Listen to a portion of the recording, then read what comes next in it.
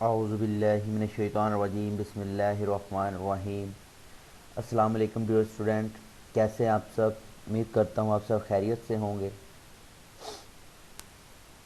आज आज हमारा नाइन्थ क्लास चैप्टर नंबर 4 का जो टॉपिक हमारा चल रहा था 4.3 टाइप्स ऑफ केमिकल बॉन्ड, इसके अंदर हमने अपने प्रीवियस लेक्चर के अंदर देखा था आयनिक बॉन्ड को।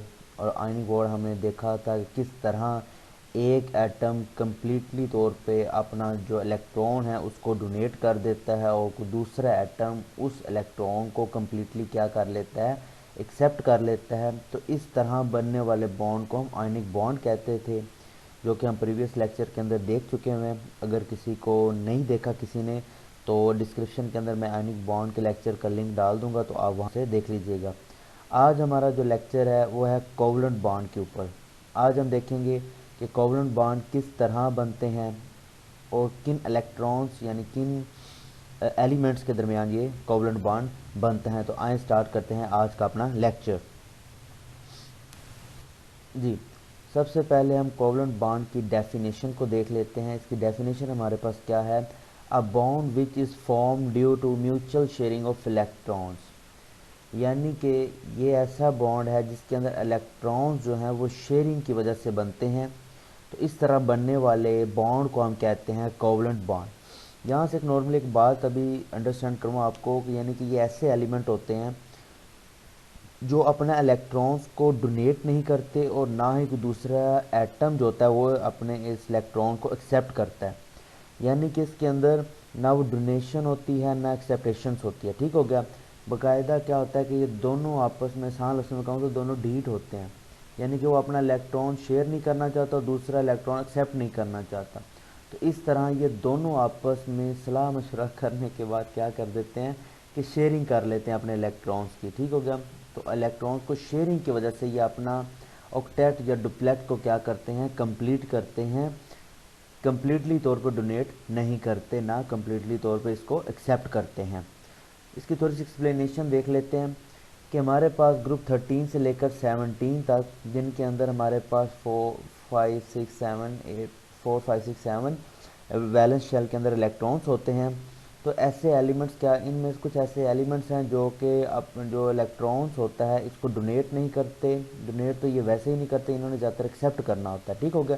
ये इलेक्ट्रॉन्स को क्या करते हैं, एक्सेप्ट नहीं करते। एक्सेप्ट नहीं करते तो क्या करते हैं, ये म्यूचुअल शेयरिंग कर देते हैं, शेयरिंग कर देते हैं किसी भी अनदर एटम के साथ, और इस तरह ये अपना ऑक्टेट या डुप्लेट कंप्लीट करते हैं। जैसे कि हमारे पास कुछ ग्रुप 13 से लेकर 70 तक कुछ एलिमेंट्स हैं। इनमें से ज़्यादातर जैसे ये ग्रुप 1 2 3 के साथ क्या करते हैं, कम्प्लीटली एक्सेप्ट नहीं करते वहाँ से इलेक्ट्रॉन, बाकायदा क्या करते हैं, शेयरिंग करते हैं।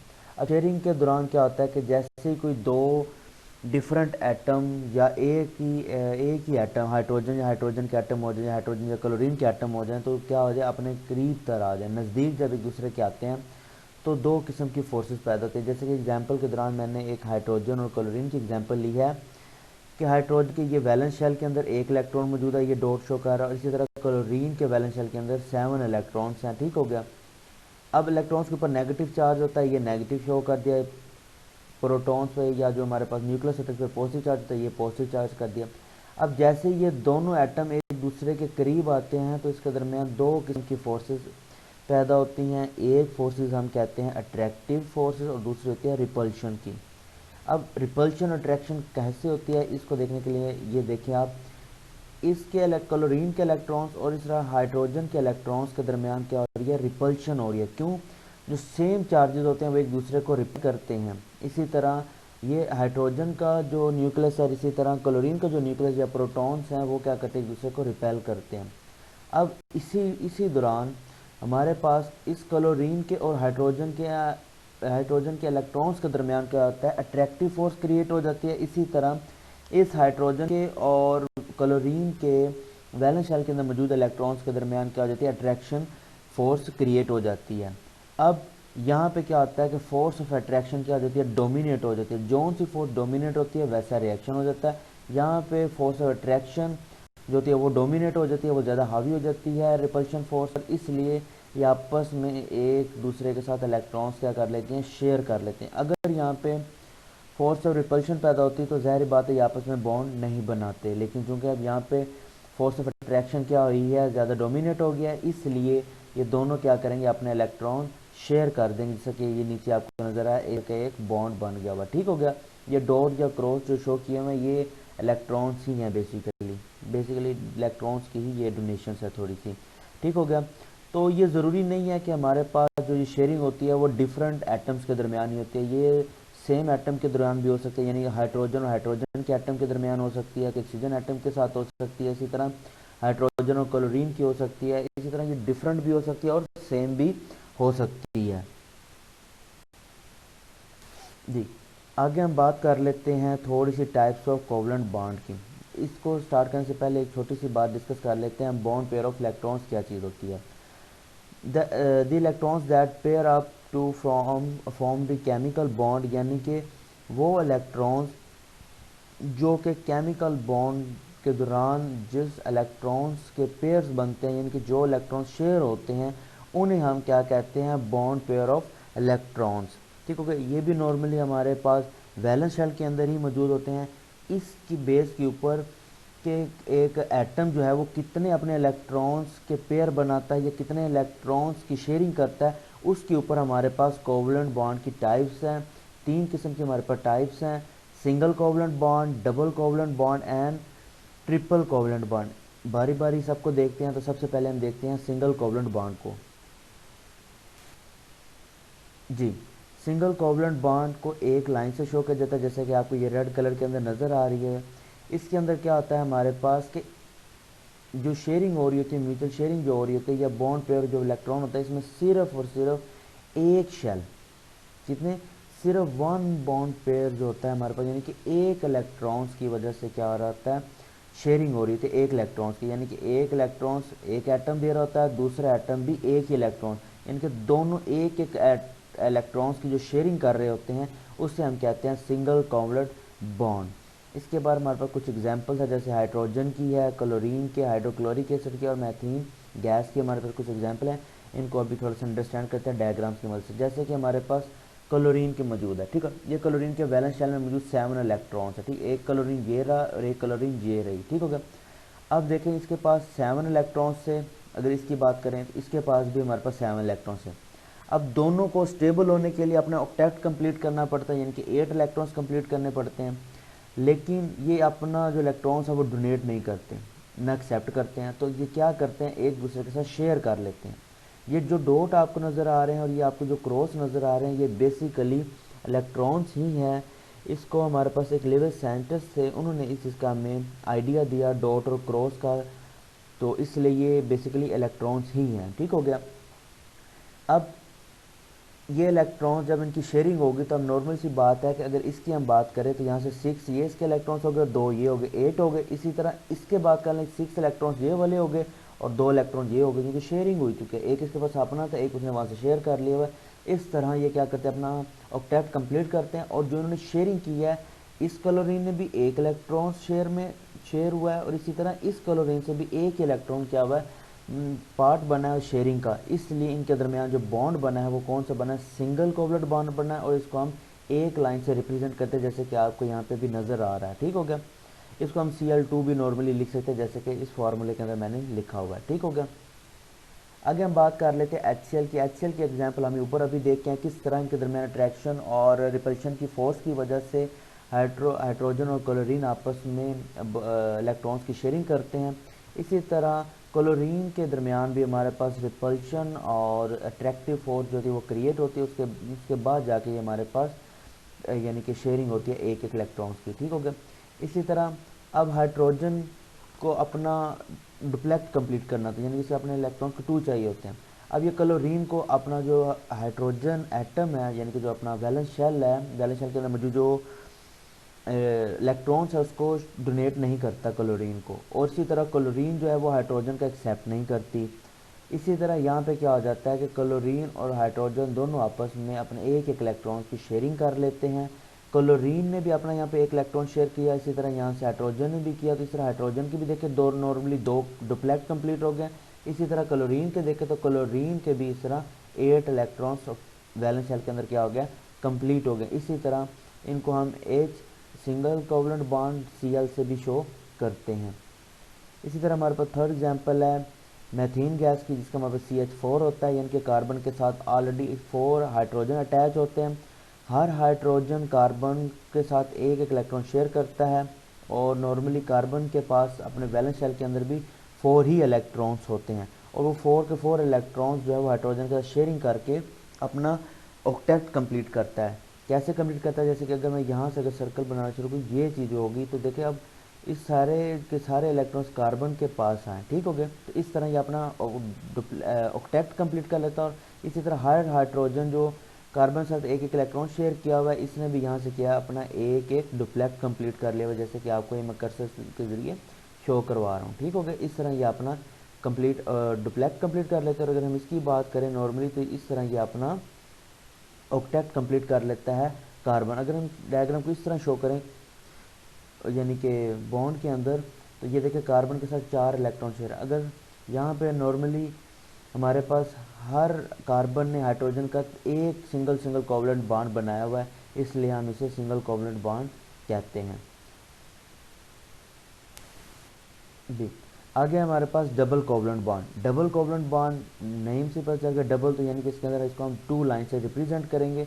और इसमें हमारे पास क्या होगा, जो कि पेयर्स ऑफ बनेंगे हमारे पास इलेक्ट्रॉन्स के, वो 2 होंगे, यानी कि हर एटम से 2 इलेक्ट्रॉन्स क्या होंगे, अब पेयर बनाएंगे, यानी कि शेयरिंग करेंगे 2 इलेक्ट्रॉन्स की। उसे हम क्या कहते हैं, डुप्लेक्ट और डबल कोवलेंट बॉन्ड कहते हैं उसे।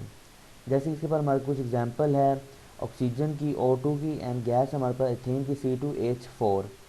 इस एग्जांपल को समझ कर, जैसे ऑक्सीजन है, ऑक्सीजन के पास वैलेंस शेल के अंदर 6 इलेक्ट्रॉन्स होते हैं, जैसे आपको नज़र आ रहे हैं, ठीक हो गया। ये जो 2 आपको ऊपर और नीचे जो नज़र आ रही है, ये लोन पेयर होते हैं, यानी कि ये किसी किस्म की पेयरिंग के दौरान अपने आप को पार्ट नहीं बनाते। इसके पास 2 अनपेयर होते हैं, यानी कि वो पेयरिंग के दरमियान, यानी कि शेयरिंग के दौरान क्या करते हैं, पार्ट लेते हैं, ठीक हो गया। ये लोन पेयर और अनपेयर को हम इंशाल्लाह नेक्स्ट लेक्चर्स के अंदर डिस्कस करेंगे, जिसका बाकायदा हमारे पास पूरा टॉपिक है आगे जाके। तो इसी तरह एक ऑक्सीजन के यहाँ पे 6 इलेक्ट्रॉन्स मौजूद है वैलेंस शेल में, इसी तरह इस दूसरे ऑक्सीजन के पास 6 वैलेंस शेल के अंदर इलेक्ट्रॉन्स मौजूद है। अब स्टेबल होने के लिए इन्हें एयर ट्रेड चाहिए, तो क्या करते हैं कि ये अपने 2 इलेक्ट्रॉन्स यहाँ से, और इस तरह दूसरा ऑक्सीजन अपने यहाँ से 2 इलेक्ट्रॉन्स को क्या करता है, शेयरिंग करवाता है। शेयरिंग करवाने के दरमियान क्या होता है, हमारे पास O2 क्रिएट होता है। तो इसको हम इस तरह भी रिप्रेजेंट कर सकते हैं, और इस तरह ये अपने 8 इलेक्ट्रॉन्स कंप्लीट कर लेता है अपने वैलेंस शेल के अंदर, और क्या हो जाता है, नॉर्मली स्टेबल हो जाता है। अगर बात करें एथीन गैस की, तो यहाँ पे हमारे पास कुछ यूँ होता है, हाइड्रोजन के जो एटम्स हैं, ये बेसिकली आपस में इन्होंने क्रिएट किया होता है डबल बॉन्ड, और जो कि कार्बन के साथ जो H हमारे 4 लगे हुए हैं, यानी कि हाइड्रोजन के जो 4 एटम लगे हुए हैं, वो अलग अलग सिंगल कोवलेंट बॉन्ड बनाते हैं, जैसे कि यहाँ पे। अगर नॉर्मली बात करें डायग्राम के अंदर, तो आपको कम से कम 1 2 3 4 5 6 आपको नज़र आ रहे हैं कोवलेंट बॉन्ड, जैसे कि हाइड्रोजन और कार्बन की तरह 1, ये 2 3 4 5 6, इस तरह 6 इलेक्ट्रॉन यानी कि कोवलेंट बॉन्ड बना रहे हैं। लेकिन जो डबल कोवलेंट बॉन्ड बन रहा है हमारे पास, वो कार्बन टू कार्बन के दरमियान, इसलिए हम इसे डबल कोवलेंट बॉन्ड के एग्जांपल के अंदर लेते हैं, क्योंकि कार्बन टू कार्बन हमारे पास जो बॉन्डिंग बन रही है वो डबल है। इसी तरह अब हम बात करते हैं ट्रिपल कोवलेंट बॉन्ड की, तो नाम से पता चल रहा है इसके अंदर 3 इलेक्ट्रॉन्स जो होंगे वो यानी कि शेयरिंग के दौरान बाई पार्ट बनेंगे। इसी तरह इसको 3 लाइन से शो किया जाता है, जैसे कि आपको यहाँ पे नज़र आ रहा है, ठीक हो गया। इसकी एग्जांपल्स में हमारे पास आती है नाइट्रोजन और एथेन, एथेन C2H2। अब सबसे पहले हम ज़रा नाइट्रोजन की एग्जांपल देते हैं। नाइट्रोजन के वैलेंस शेल के अंदर हमारे पास होते हैं 5 इलेक्ट्रॉन्स, ठीक हो गया। अब दो दो तो साइड पे हो गए, उन्होंने कोई शेयरिंग नहीं करनी, किसी किस्म पार्ट नहीं लेना। लेकिन जो बाकी जो 3 है, जो अनपेयर जो इलेक्ट्रॉन्स हैं, वो क्या करते हैं, दूसरे नाइट्रोजन के साथ शेयरिंग कर लेते हैं, जैसे कि नॉर्मली आपको इस डायग्राम के अंदर नज़र आ रहा है। ये 2 जो लोन पेयर है इसको हमने साइड पे कर दिए हैं, और जो अनपेयर इलेक्ट्रॉन्स हैं उनको एक दूसरे के सामने ला के क्या कर दिया, ये आपस में 1 2 3, इस तरह ये हमारे पास 3 यानी कि क्या करेंगे, कोवलेंट बॉन्ड बनाएंगे। तो इसलिए हम इसे क्या कहते हैं, ट्रिपल कोवलेंट बॉन्ड। क्यों, इसके 3 इलेक्ट्रॉन्स जो हैं, जैसे कि 1 2 3 3 इलेक्ट्रॉन्स क्या करते हैं, आपस में शेयरिंग करते हैं। इस तरह हमारे पास इसको N2 से भी रिप्रेजेंट हम करते हैं, क्योंकि इसके 3 इलेक्ट्रॉन्स आपस में शेयरिंग करके N2 बनाकर अपने आप को क्या करते हैं, स्टेबल करते हैं। ठीक हो गया। अब जैसे कि नॉर्मली अगर हम बात करें तो इसके पास ये 5 इलेक्ट्रॉन्स थे, ठीक हो गया, 5 इलेक्ट्रॉन्स थे, और 3 यहाँ से इसने लेके इस तरह अपना ऑक्टेट कंप्लीट किया। इसी तरह यहाँ पे इसके 5 थे और इसने यहाँ से 3 शेयरिंग करके क्या किया, अपना ऑक्टेट कंप्लीट किया। इस तरह ये दोनों क्या आ जाते हैं, नॉर्मली स्टेबल हो जाते हैं। अगर हम दूसरी एग्जांपल की बात करें एथीन की, तो इसी तरह हमारे पास कार्बन ने एक हाइड्रोजन के साथ यहाँ पे बॉन्ड बनाया हुआ है, यहाँ पे बनाया, लेकिन कार्बन टू कार्बन जो हमारे पास शेयरिंग हुई है वो 3 इलेक्ट्रॉन्स की हुई है, इसलिए यहाँ पे भी हमारे पास कार्बन टू कार्बन जो शेयरिंग हुई है वो ट्रिपल कोवलेंट बॉन्ड है। बेसिकली यहाँ पे 5 कोवलेंट बॉन्ड आपको नज़र आ रहे हैं, लेकिन जो ट्रिपल कोवलेंट बॉन्ड हमारा क्रिएट हुआ है वो कार्बन टू कार्बन हुआ है। तो ये था आज हमारा छोटा सा टॉपिक कोवलेंट बॉन्ड। उम्मीद करता हूँ आपको इस चीज़ की अंडरस्टैंडिंग होगी कि किस तरह कोवलेंट बॉन्ड यानी कि 1 इलेक्ट्रॉन्स, 2 इलेक्ट्रॉन्स या 3 इलेक्ट्रॉन्स की शेयरिंग की वजह से क्रिएट होते हैं। और हमने नॉर्मली ये भी देखा कि हर एटम क्या करता है अपने आप को स्टेबल बनाने के लिए, यानी कि अपनी जो इलेक्ट्रॉनिक कॉन्फ़िगरेशन है वो नोबल गैसेस जैसी बनाने के लिए क्या करते हैं, अपने इलेक्ट्रॉन्स की शेयरिंग करते हैं। जिधर हमारे इलेक्ट्रॉन्स की शेयरिंग हो रही होगी वहाँ पे हमेशा क्या होगा, कोवलेंट बॉन्ड होगा। तो उम्मीद करता हूँ आपको आज का लेक्चर समझ आ गया होगा। अगर फिर भी आपको कोई चीज़ अंडरस्टैंड नहीं हुई या आपका कोई क्वेश्चन है तो आप कमेंट करें, इंशाल्लाह बहुत जल्द उसका आपको आंसर मिल जाएगा। बहुत शुक्रिया।